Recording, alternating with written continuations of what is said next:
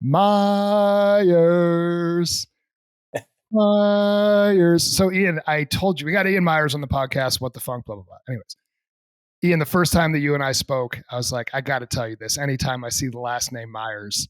So you see behind me, people already know this about me. I'm a diehard Boston Red Sox fan. 2013, I went back for some of their opening round playoff games in October against Tampa Bay. Their right fielder, his last name was Myers.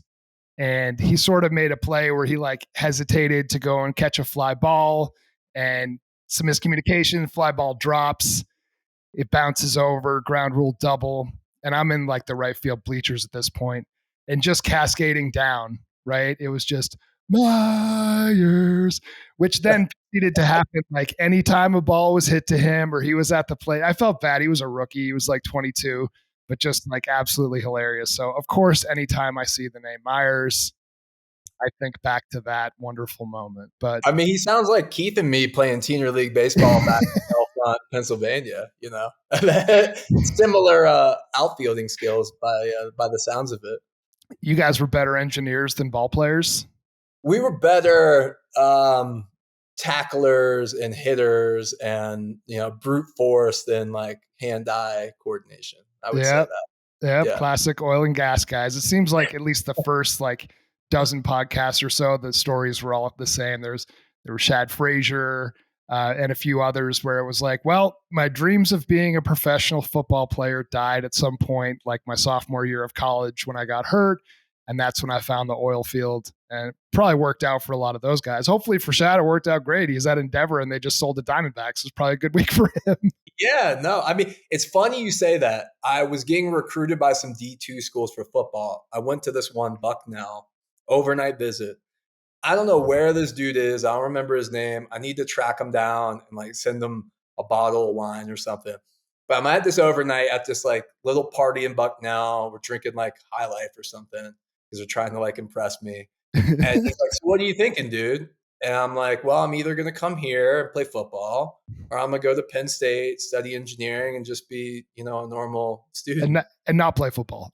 Yeah. And he was like, I'll never forget. He looked at me. He's like, dude, don't come here. No, he's like, no one comes to our games. No one cares. No one goes to the NFL. And I was like, thanks, man. I appreciate that. Like, and I went to Penn State and did engineering. So somewhere I need to go thank that guy with a bottle of whiskey or something. That's amazing. Yeah. I mean, for all we know, Bucknell's a pretty good school, if I recall. Like that's Pennsylvania, right? It is. It's in Lewisburg. It is a good school, but I wouldn't trade my Penn State experience for anything.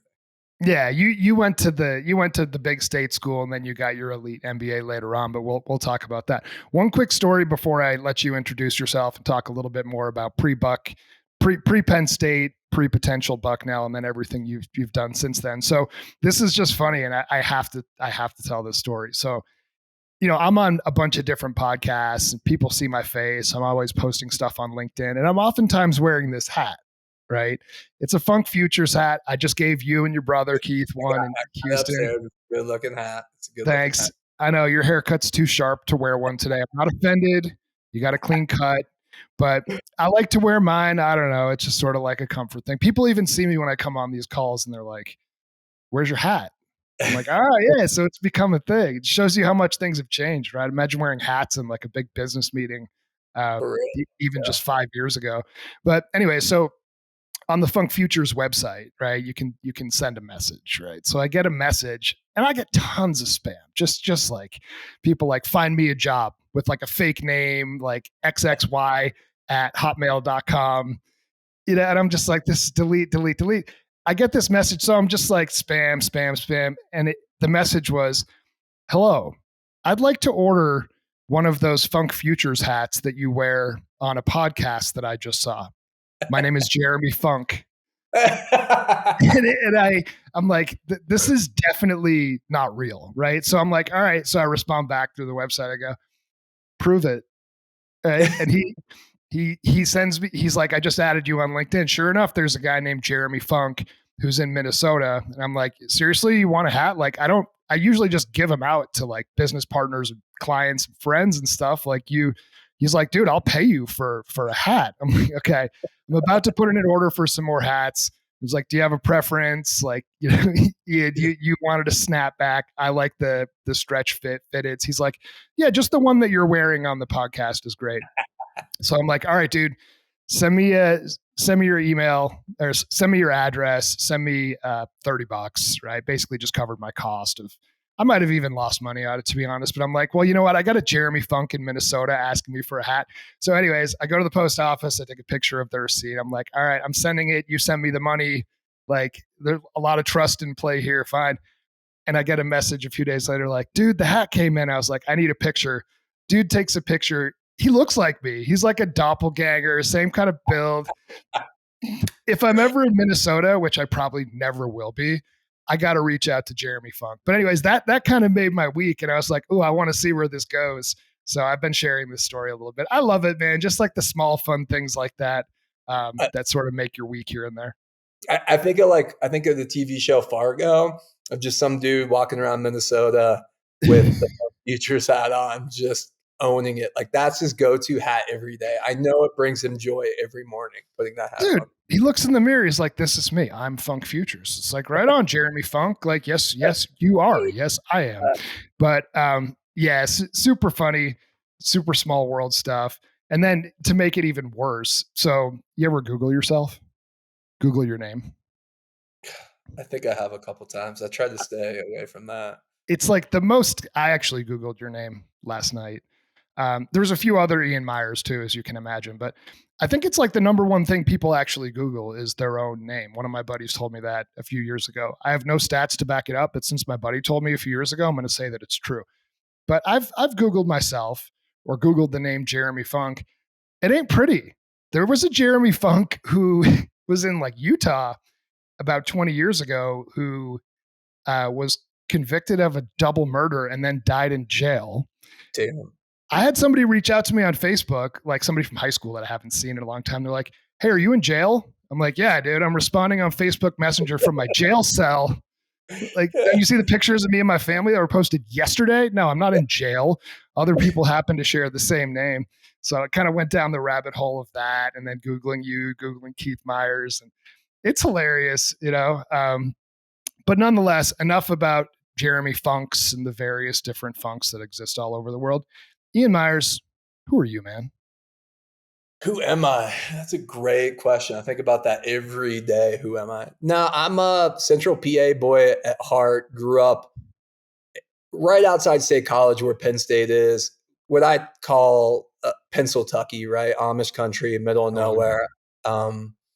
Grew up there, you know, and work like hell for a variety of reasons to get the hell out of there. That's why me and my brother are so close. We were really tight knit and like, we want to get out of here for a variety of reasons.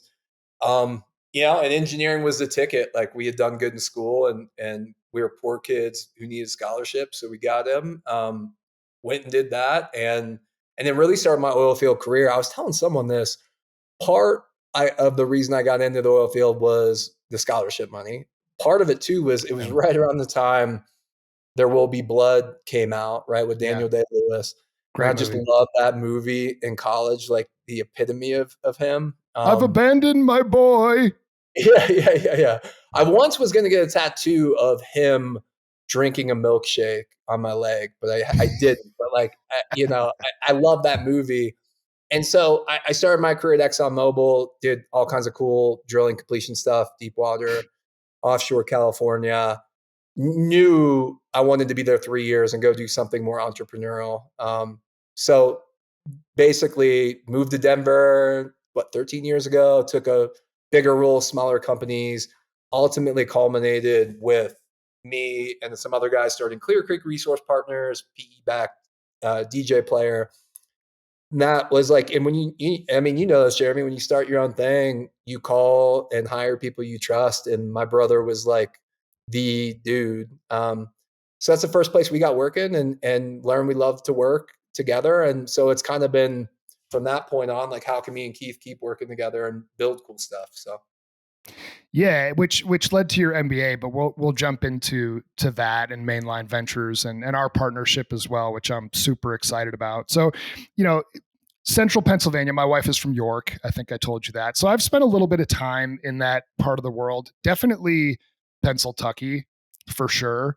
You see a lot of like, Hillary for prison, Yes. like stakes in the ground. Like you definitely feel like you're not just in like old Yankee Northeast. It's very, very different. Did you grow up near where there was actually drilling going on? Because if my timing adds up here, when you were in high school, college, like the Appalachia and the Marcellus Shale was actually starting to blow up a little bit. Yeah, it was really starting to blow up when I was in college, if I remember it right. So I didn't really have much, of a look into it. Honestly, when I started school, I was chemical engineering, biomedical focused. I was going to go be like get my engineering degree and go be a doctor. I always wonder like how that would have played out, but honestly, we weren't really around it. I mean, the thing about Central PA is it, it's great people. I'm so glad I got raised there, but it's a lot of like drinking and working at the prison and everyone stays there. Like I remember my dad did like a 23andMe, and basically like Keith and me were the first version of the Myers like to ever leave central Pennsylvania. So it's Wow. like yeah, so it just like I'm glad to grow up there, but for a variety of reasons, me and Keith wanted to get the heck out, and I just realized like, all right, school was going to have to be the ticket. Like if we were going to get out of there, school was going to be the ticket. So the importance of education more so than the industry that you got into was the most important. That's interesting. I didn't know that about you, but it makes sense. And similar to central New Hampshire, where I'm from, I like to refer to it as a great place to be from. I've developed more of an appreciation for it as I've gotten older. My parents are still there, the same house that I grew up in, and the area is beautiful, and especially, well, the area is beautiful when it's not like this time of year. I finally encourage them to be like a little bit more, go to Florida for a couple months or North Carolina in the winter. I don't know why you're still there. It's gray, it's dark, it's cold. There's definitely a lot of drinking.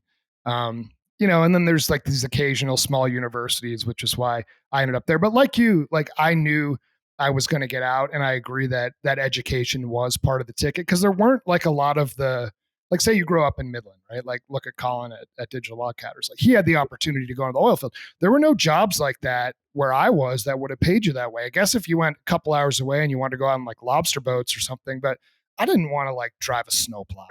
Like those were the options. There wasn't a lot. Yeah.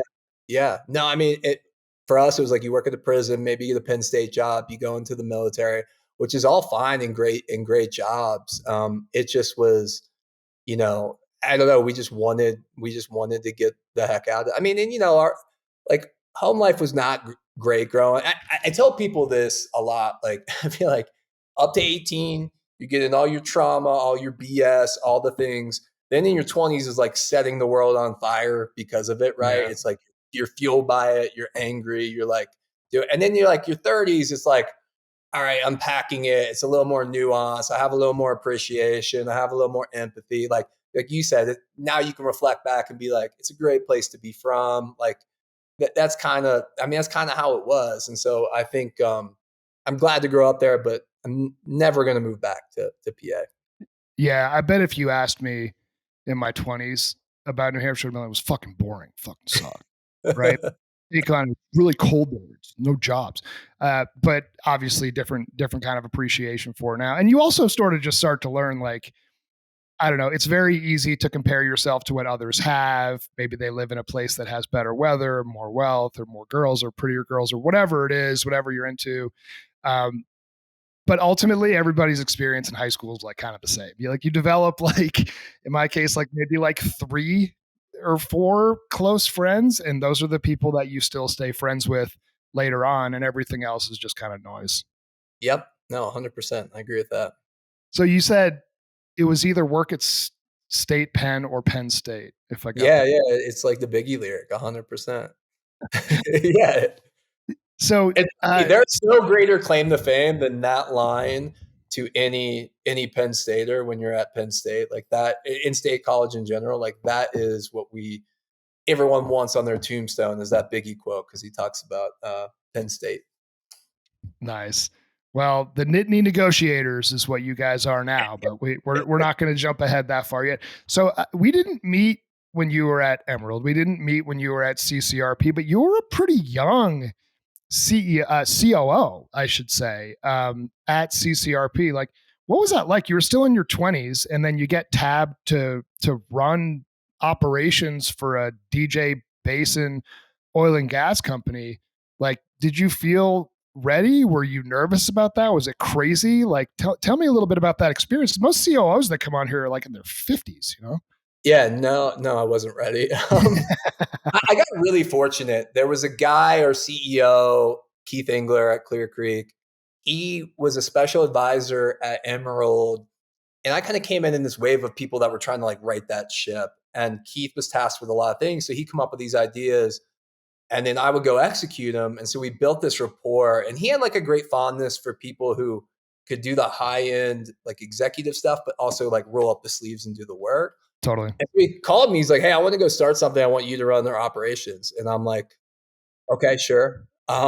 Would love to." I just got lucky. And man, I would be lying to you if I felt like I was ready to do it. But in hindsight, like I'll give you an example, right? So we get our acreage position. We're about to go do our first well. We're frack our first well. Keith is on my team, so it's basically me and Keith planning the whole thing, right?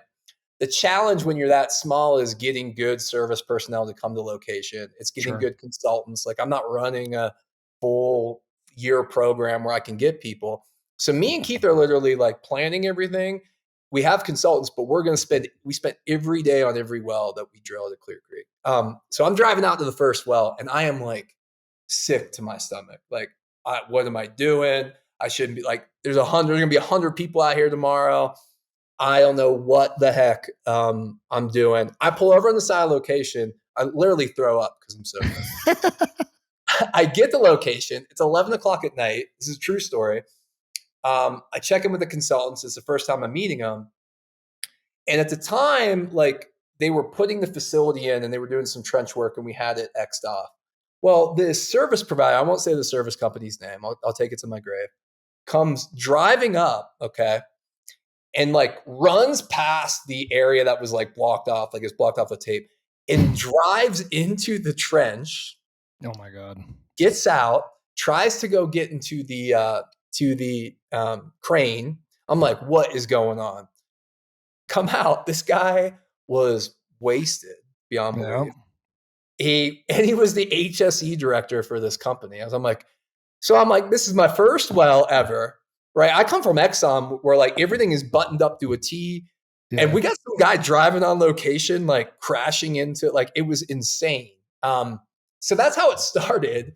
I did not feel ready, but I think what I learned most through that is I leaned a lot on like my oil and gas network. Like me and Keith were always asking questions to other people, like, what do you guys do? And we never got too like rooted in what we thought. And so we just kind of leveraged that. And then I think it was just like being out there. Like we really were out in the front. I think that's the last thing I'll say is I think when you're young in leadership, you have to lead from the front.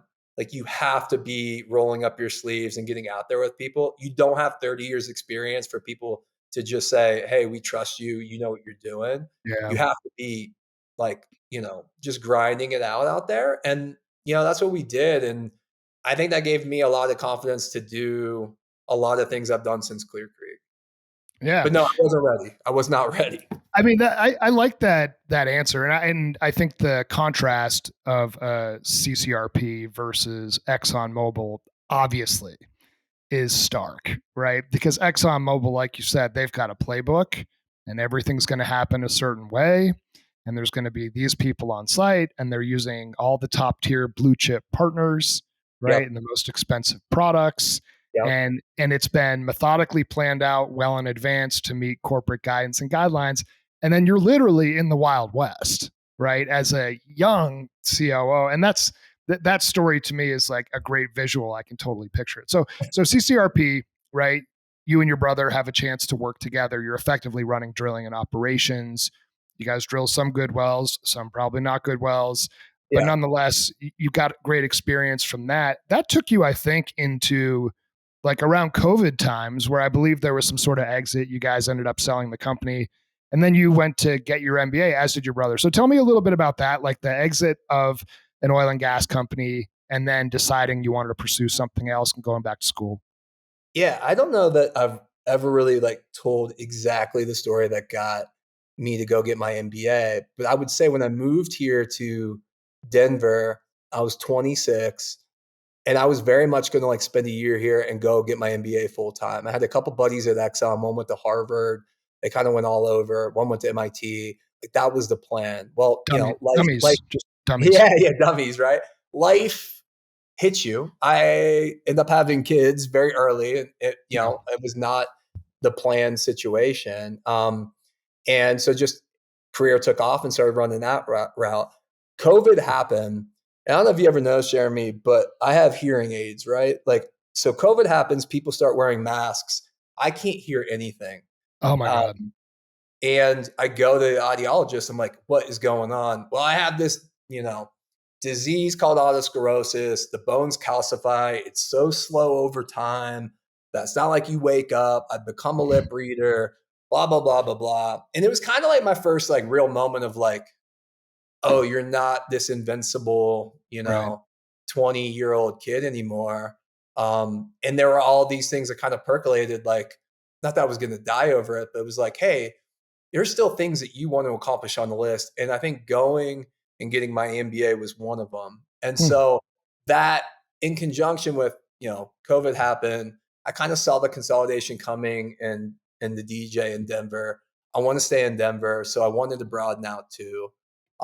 Yeah. So kind of all those things went um, into going back and getting my MBA. And you're right. Like me and my brother, we're not just business partners, we're like best friends and we go on these packs of things. And so we both had always said, let's go get our MBAs.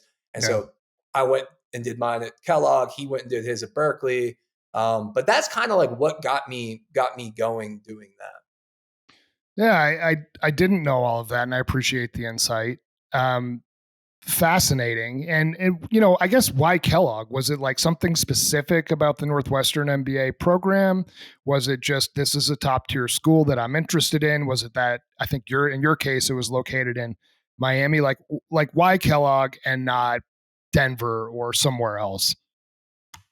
Yeah, I'll be honest that it was is a brand thing. Like all these schools are really expensive. And so in my mind, and I don't know that this is like in hindsight, is it right or wrong, but it was, hey, if I'm going to spend all this money, I'm going to go do it at a top 5 school and get the network. I Yeah. tell everyone this. Do I think I learned anything at Kellogg that I wouldn't have learned at DU or somewhere else? Probably not. Maybe a little bit, right? Like Kellogg is the world's most pronounced marketing MBA school. So they're really good at Huh. marketing and that type of thing. So maybe there's some things I learned there that are different, but it was really just, what could I do and still be working and being a good dad and that type of thing. And what would be a big school. And Keith and me kind of did it strategically, saying like, I'll go to one, Huh. you go to another. That way we can kind of overlap the networks. And so I think it's worked out. It's worked out good. I mean, I appreciate the candor, and I wish more people would say that. I mean, the reason I went to Brandeis is because it was the best school I got into. I didn't like have a plan at 18 years old. You at least had a plan at whatever 30 years old when you decided to do this, and that plan was met by going to the best MBA program you possibly could. So kudos to you on that. And Heath went to Haas Berkeley, which is also great. So he was going west. You're flying east, right? You guys are building these awesome networks. Were there any oil and gas people in the Kellogg program?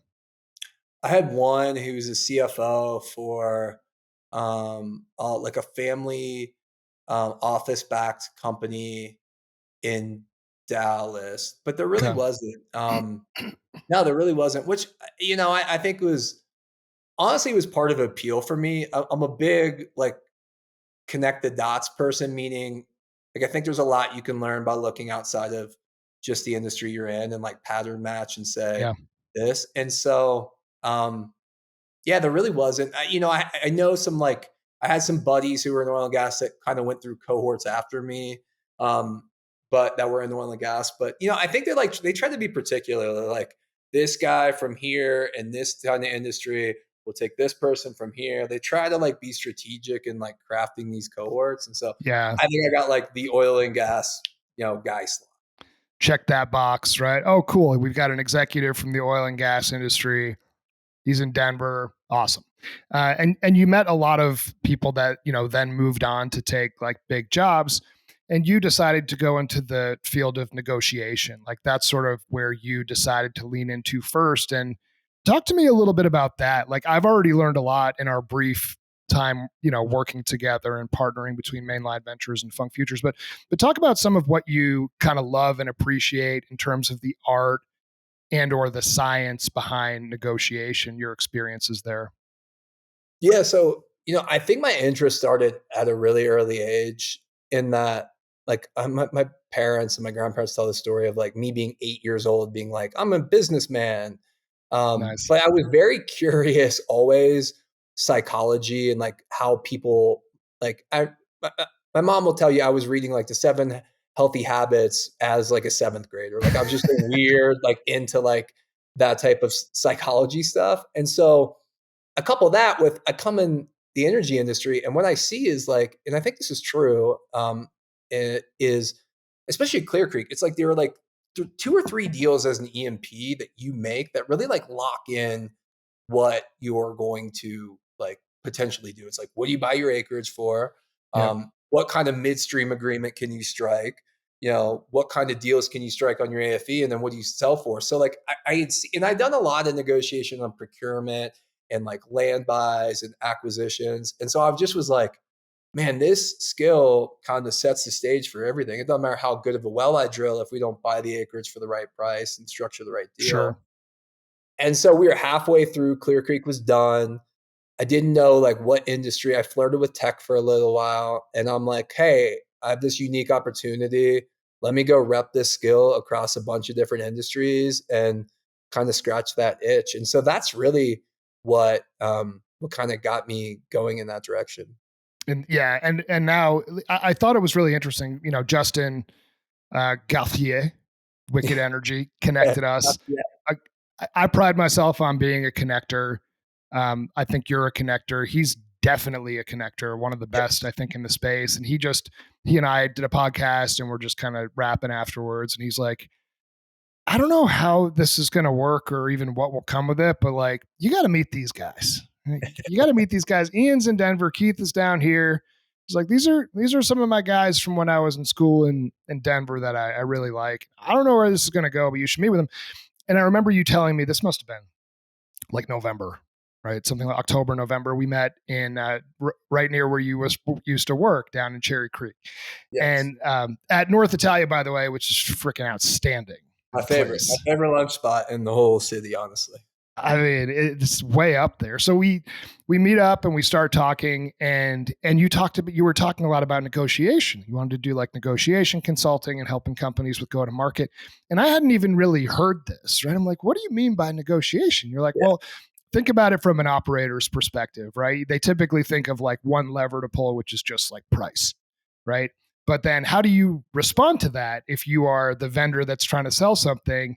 Because there should always be some level of give and take. And it's typically something that's learned. It's not totally innate in people. And there are some people in business that have to win every negotiation. And those are generally people that at some point I'm like, I can't work with you. Like there has to be some, I need to win some too. I'm not saying I need to win every one, but there has to be some give and take in this. And I thought it was pretty fascinating the way that you in particular looked at negotiation. Then you launched Mainline. You showed me your site. I'm like, okay, this is not just negotiation. You got so much going on here. A lot of this go-to-market strategy, even a little bit of marketing, kind of brand creation. I think that it's cool and naturally a really good complement, as we've figured out, to Funk Futures, which focuses a little bit more on the sales execution and lead generation, business development stuff. But truth be told, companies work with us. They kind of already feel like they have their value prop and their personas and their product market fit and their plan figured out. Honestly, most of them don't. right? Which is where you guys come in and effectively can work with these companies to say, like, truly, like, what is your pricing? What is your pricing? What should it look like? Who should you be selling to? And how do you sell to each of these various different personas? And what should your brand look like and sound like?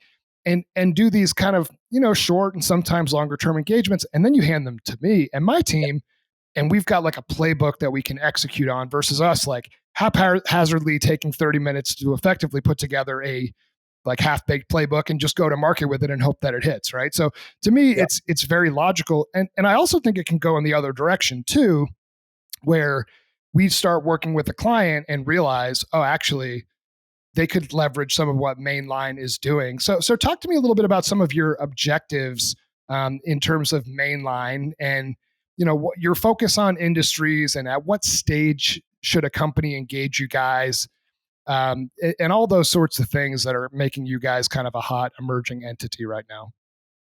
Yeah, it's a great lead in. To me, I think you ask 100 people what negotiations means, you're going to get 100 different answers. It's like a mystical thing that's kind of up here. In my mind, what we do and there's science around it in behavioral science that, kind of underpin. That's why you can take them to different industries and use them. It's all about connecting your strategy and your differentiation, right? Everyone has a strategy, every company, or they wouldn't be around. They have differentiation. It's connecting that through the business. It's connecting it through sales. It's connecting it. We work a lot with procurement groups. It's connecting it through procurement groups. It's connecting it through M&A. And so we can work with any different, size company. And what I say to folks is, let's look at the sales side. Everyone's under pressure to hit their revenue targets right now, right? What, Jeremy, you've been in sales. You're off track. What are the common remedies folks do to kind of get back on track? Well, they might do a sales summit. Maybe they bring in a new VP. Maybe they overhaul a new CRM because they think it's going to, ours is a very succinct playbook that is minimally invasive. What I mean is we can come meet with you, take it through one deal, and you could take it. You don't have to change people. You don't have to change CRMs, and can systematically get you better deals. We could do it on the procurement side too. And so, it's really anyone looking to really optimize their deal. And and you're right. It's best done when we can connect it to a great fractional sales group that can go, maximize it on the ground. So that's why I say, I think go-to-market, the nice thing about go-to-market, like if you're an existing company, you already have your go-to-market, we're kind of weeding through where you're at and saying, let me connect your most important strategy to your commercial offering. Go-to-market, the slate is blank. And so we can work with you and say, all right, here's exactly how we're going to position your firm. Here's how we're going to carry it through the offer. I mean, like a lot of what we do is move you from talking about what makes your company different to putting it on paper so you get recognized value for it. And that's a long-winded answer, but that's really what we're trying to do. I mean, I teed you off with a long-winded comment and just totally stole your thunder. So don't worry about that. I also think, like, let's use tech as an example. It doesn't have to be oil and gas tech, energy tech, just tech as a whole. Like, think about who generally starts tech companies. Well, it's technical resources. For the most part, these are not strong negotiators and they're not good at go-to-market. So they start bringing in other resources there. And I think there's a real opportunity for you guys. I always see, okay, well, these are technical founders, technical people that built a good product, we'll go sell it. There's like a big gap in between there that I think you guys fill that makes just a ton of sense. And I also see the negotiation consulting or the go-to-market strategy that you guys execute typically in a pretty short period of time being crucial at any price point, right? So I mean, and if I look at my portfolio of companies, I was just talking to one of my clients about this today. One of them wants us to do outbound for a product that's $2,000 a year. And they want us to hit thousands of different people and go sell this one little niche product. And it's going to be a quick yes or it's going to be a quick no. On the other hand, we have some large scale enterprise solutions that we offer that the minimum starting price for some of them is 250, 300K. And could end up being a total contract value in the tens of millions, right? Yep. But I think what you guys are doing, the same principles generally apply with Yep. how are you positioning this within an organization? Then how are you able to come up with a way to structure a deal that an executive is able to sign off on? Right. So talk to me a little bit about some of that, like small price point, high price point. Do you guys generally take like the same kind of approach if it's a repeatable tactical sale versus a large scale enterprise strategic sale? Like, are the underpinnings the same, or do you feel like it's sort of a case by case basis? The underpinnings are the same. We have a very straightforward playbook. And I'll just like simply say it's about finding your leverage. It's about analyzing your leverage. It's about, then crafting the deal, deploying the deal, and closing the deal. Like those are the 5 things. And we have various tools and processes that kind of carry that through. What's going to be different, it's just the amount of scale. So if there's smaller price point, we're building probably more, maybe 3 or 4 different kind of execution toolkits. So what I mean by that, it's like a pitch deck, an offer, like talk track, like Jeremy, here's what you're going to go say. And we're probably building that off of 3 or 4 broader personas of Yeah. target companies and the kind of mass doing that. If it's a very big enterprise deal, we're doing that very, very, very customized. I mean, we're even like analyzing what we can for each person in the organization you're going to talk to. What research can we find about them? Like, here's how we're going to articulate it. But the playbook is the same. It's just like, how are you going? You have to scale with the lower price. And to do that, you got to build your top 3 personas, craft it around that, Yep. and then just execute it. Do you guys get involved in the actual negotiation of deals themselves? Like, will a company say, hey, we've got this deal in the pipeline. We've had this in the pipeline for a while. Can you like help us extract maximum value out of this thing? Like, you do it. You're better than me at this. Does that happen? Is that a thing? It it happens. We've sat at the table with folks. I would say folks don't really like that because Yeah. they got to explain like who is this person coming in, and then folks might like research and find out, and it kind of what typically we'll do is like say Funk Future's crushing it, we're helping you sell the company. We'll like work with you. Here's the pitch, Jeremy. Here's the talk track. You me'll get on and practice. I'll even like give you objections. Um, but we will sit at the table. And sometimes, honestly, we'll be like in the background, listening in, taking notes of like, what was said, or somebody will do an audio transcript and send it to us and we'll listen. Yeah. Well, it kind of varies. I mean, I do really believe this. Like I tell anyone, because I do a lot of personal negotiation stuff, right? Folks who are going Mm. to go try to get more salary or sell their company or something like that. It it's an uncomfortable feeling to hear no. And one of our Mm. things me and Keith always say is like, we want to hear no. Like if I give you a price and a package and you say yes on the first time, You I'm left like, something on the table. I Yeah. left something on the table. It's uncomfortable, especially when it's yourself hearing that, right? And so I tell people like, go rep it. Like ask for a discount on the sweater at Nordstrom's when you go buy it. Like just get used to like asking because that's going to prep you best when you're at the table. And we'll get people as prepped as we can, but it's almost like a muscle you have to rep, you know? Yeah. Yeah. I like that. And it makes plenty of sense to me because people are uncomfortable in negotiations. I think it's just human nature. It's conflict, and for the most part, humans like to avoid conflict. Want to talk a little bit more about what it's like working with your brother? So I've seen you guys kind of ham and egg. You seem very different. You guys look different. You sort of have different skill sets with some similar background. But what's it like on a day to day basis working with your brother? Because I feel like if I was working with my siblings, they would just start to hate me every single day. But what's it like? Like, how do your personalities balance each other? What are some of like the strengths and I guess weaknesses that some of you guys complement each other with? Yeah, it's a great question. People always ask that, Of it's always course. funny because we're always like together. And I'm like, what do you want me to say? I hate working with my brother when I'm right next to him.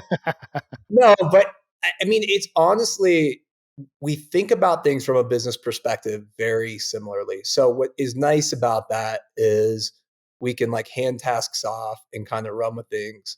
pretty well. We also can like have really hard conversations that I think people shy away from at other places. Keith is See that? definitely like more laid back. Like we have a lot of similar friends.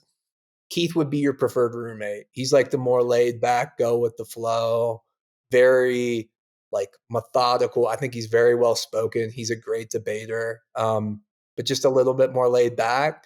Um, and we have a great dynamic. I think the key thing is we're like very clear because he's my best friend too, right? And there's times where like I think we have to be candid with one another. Like, hey, I need best friend Keith right now. I don't Right. need business Keith, and he could do the same thing. Or inevitably, like, hey, I'm the pessimist today. I need you to be the optimist, or we're not going to get through the day. And so I think we just like hand that off, and it's interesting because our relationship's really grown.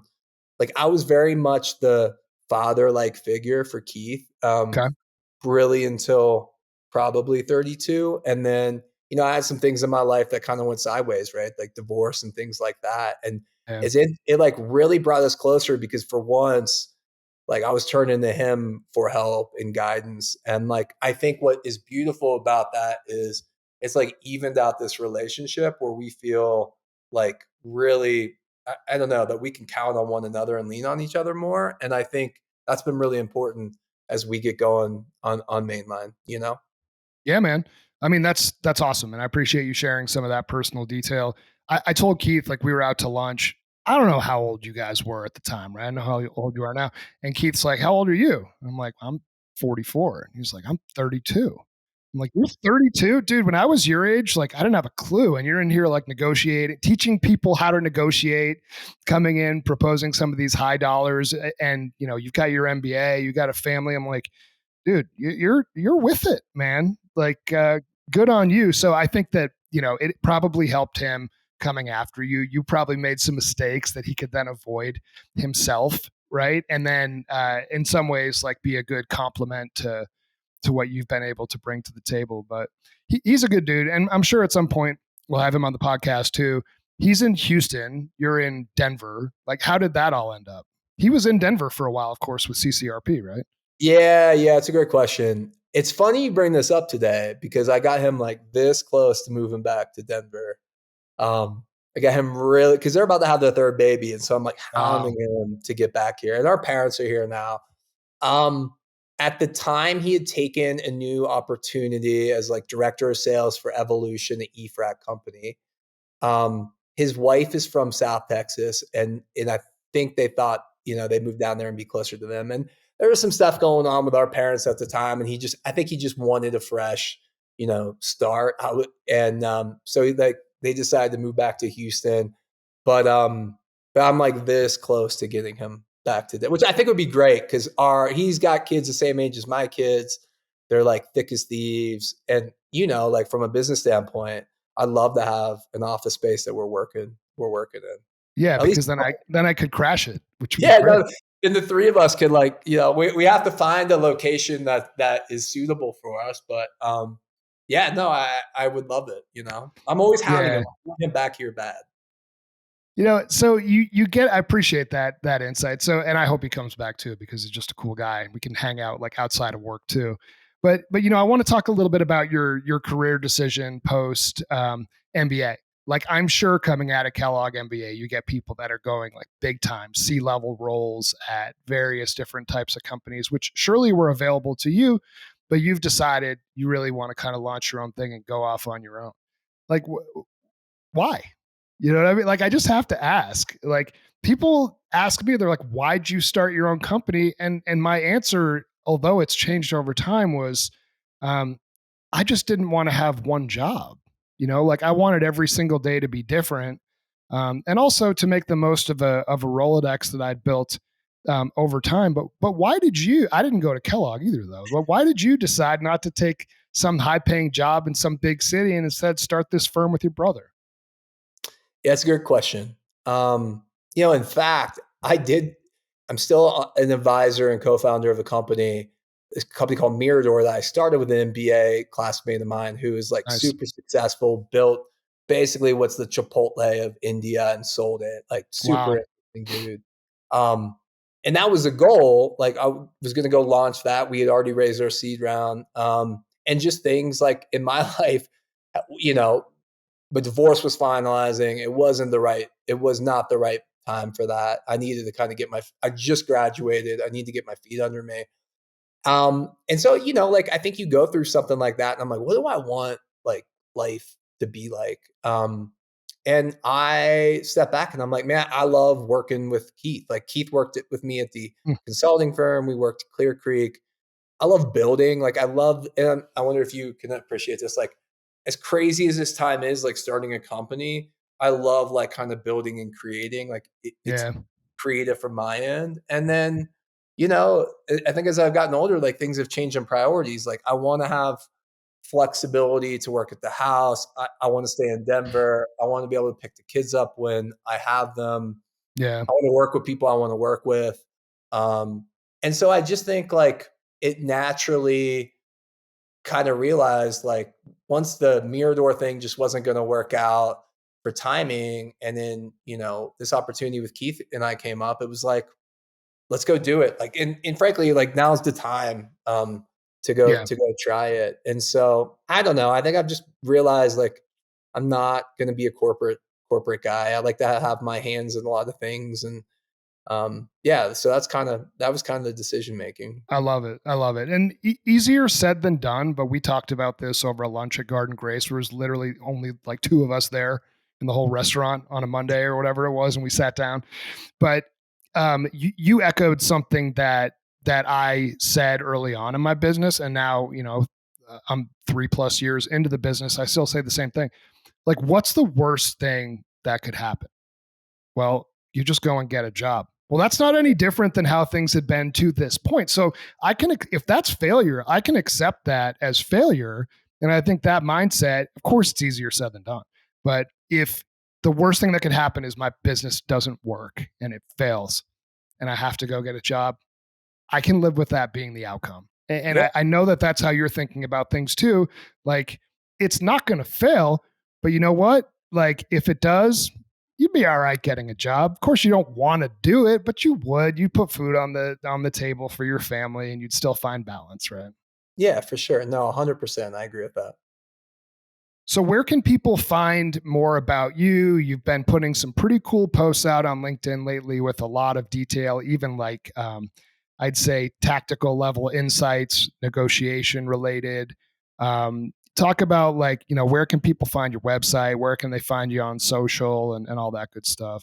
Yeah, I mean, the best place, and you're right. My focus right now, from a content perspective, is really building out LinkedIn content. So I would say that's the first place I would look to. We're about to start a newsletter through Nice. the website, mainline-ventures.com. Another great place. But those are probably the two places I would go to find and connect. And I'm definitely going to be I have a lot of good content coming down the pipeline to put on LinkedIn. So I would definitely be checking there.